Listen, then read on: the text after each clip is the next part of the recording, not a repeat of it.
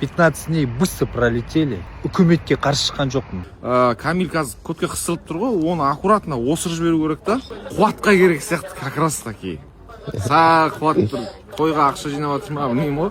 Еркебұлан Тоқтар, ассаламу алейкум. Иә достар, мотиватор 15 сутықтан кейін бостандыққа шықты. Ал Еркебұлан Тоқтар болса Қуат Хамитовпен шыққысы келіп жүр. Ал Камиль карате сол баяғыдай қыстырлысып жүр. Сендермен бірге төбелес арнасы, барлық қызықтар тек біздің арнада. Тіркелуді ұмытпаңдар, біз бастаймыз. Еркебұлан бросил актерское мастерство и пришли в мой дом. Қуат ешкім актерский сферадан кеткен жоқ, міне ұрып жатыр.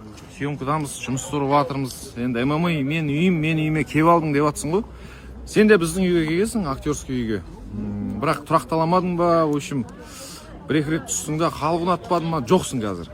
Бірақ мен сенің ММАшының үйінде жүрмін. Мен жүре беремін да.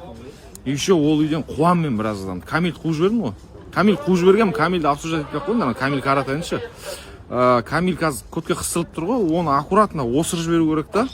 И өзіміз, екеуміз, потому что сен Еркебұланды 4 раунд ұрам, Камиль каратайын 4 раунд ұрам деп очередьқа қойыпсың да.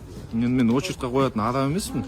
Потому что вызовты сен маған тастадың да, мен саған тастаған жоқпын. Сондықтан бұл жерде очередьқа негізі мен өзім қоюым керек. Бірақ сен жасың сыйлап очередьқа қоям, үйтем демейін. Контракт сұраймын мен, контракт берсіңдерші, контракт, реальный дата, реальный вес, уақыт, қай кезде, қашан. В общем, кино ойнатпай қойсайшы, кино болып жатыр мына жерде. Мен өмірімде кино жетеді да. И мен мына кинодан шаршадым, так что маған контракт керек. Контрактпен маған шын айтқым керек жоқ, контракт көп, Аллаға шүкір. Контракт қуатқа керек сияқты, как раз таки. Қуат бір тойға ақша жинап жатыр ма, білмеймін ғой. Маған жабысқанына қарағанда енді білмеймін, маған өз ташлай беріңдер маған. Смело, мен қабылдай берем. Уақыт, дата, время, гонорар болды, let's go. Ассаламалейкум, жігіттер. Сол красавчик баяғы. У меня все надолжен. Өздерінде қалай, бәрі нормально ма? 15 дней быстро пролетели. Мен үкіметке қарсы шыққан жоқпын. Ешкімнің ақысын жеген жоқпын. Ешкімді алдаған жоқпын. Андай сөз бар ғой. По-любому, когда-нибудь все всплывет деген, да? Узнаем, что, как.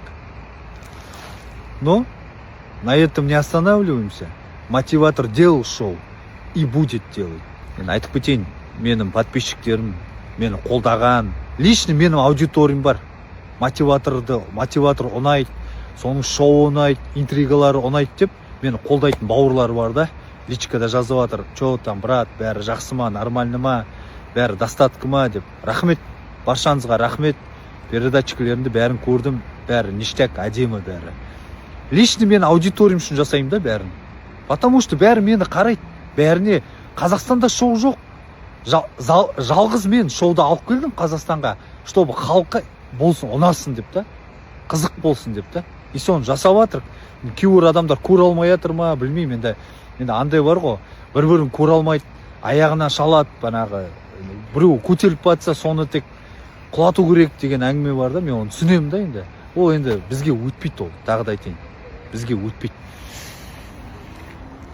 Самое главное айтайын сіздерге, жігіттер, мен все это делаю ради своей семьи, чтобы они ни в чем не нуждались. Еркебұлан Тоқтар, ассаламу алейкум. Все, что ты сказал на видео, я ничего не понял. Но я знаю, казахский язык очень приятный и сладкий язык.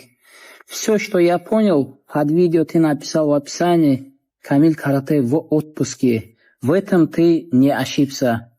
Мой день, неделя, месяц, год не зависит от людей. Зависит только от Всевышнего. Если ты имел в виду что-то по-другому, то, поверь мне, я всегда говорил и сейчас скажу это. Мой таджикский дух никто не сломает. А так, желаю тебе успехов, удачи во всем. Жігіттер, в общем, всем салам алейкум. Қуат, бауырым, ва алейкум ассалам. Не забывайте, то, что ты бросил карате, Еркебұлан бросил актерское мастерство. Я вызываю тебя на бой! И пришли в мой дом. Туда, где я это создал. Не я ли это создал? Қуат, бауырым, когда ты сказал, казахские футболисты проиграют, я поверил. Когда ты сказал, казахский боксер станет лучшими в мире, я поверил. Но на эти слова не поверил. Не я ли создал то, где вы выступаете, оставили свою профессию и пришли зарабатывать мою стихию? Кеше мен мынандай комментарий оқып қалдым. Типа Ханатаны прикрывать етіп жатыр ғой енді. Бұл аяқ батыр рэперді ұруға мұрнына тиіп кете ма деп. Ханата бұл реально не умеет драться, бауырлар. Мен сендерге о баста айттым ғой. Даже стойкасының өзі біртүрлі оған ше. Давай, кет. Барып тепті. Мен сенімен хайп қоламаймын деп айтқан екен. Мен семья асырау үшін келдім, өше реально төбелесу үшін келдім деп жатыр да. Соның бәрін біле тұра, Ханата хайп қолақсы келіп, секіріп тепті да оны ше. Бұл оныкі дұрыс емес, конкретно мойындау керек, шындықты айту керек та. Кім не прав, кім прав. Реально айту керек ондай нәрсенің бәрін ше. И сосын Ханатан стойкасіне қараңдар төбелескен. Емес мынау. Төбелесе алмайды бұл. Мен сендерге о баста айттым ғой, бұл төбелесе алмайды. Лучше бұған қоя салу керек төбелесті. Әңгімен ашық ше. И мен стойкамен қараңдар. Қалай төбелесем. Очень теряется, когда прессингует его. Бұл даже аяқпен теуі білмейді. Аяқпен теуіп атқанын қара.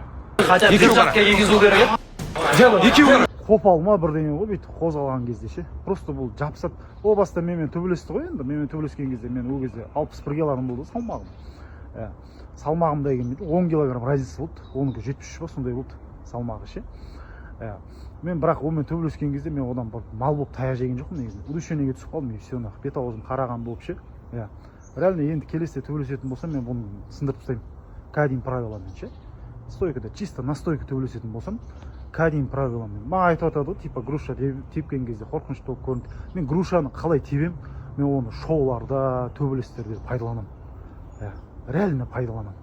Оны даже обосновать етіп бере аламын ше. Қараңдар мен төбелесіме.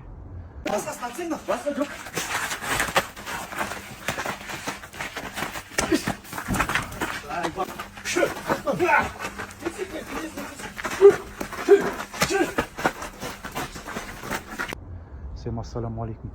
Рэперден ол конкретно таяқ жеді, оны мойындау керек. Әңгімен ашығын мойындау керек, айту керек оны. Просто рэпер түсінем, ол семейный бала, мен сияқты да. Бала шаға асырап жүрген бала. Реально семья үшін жүрдім деп жатыр, семья үшін келдім деп жатыр да.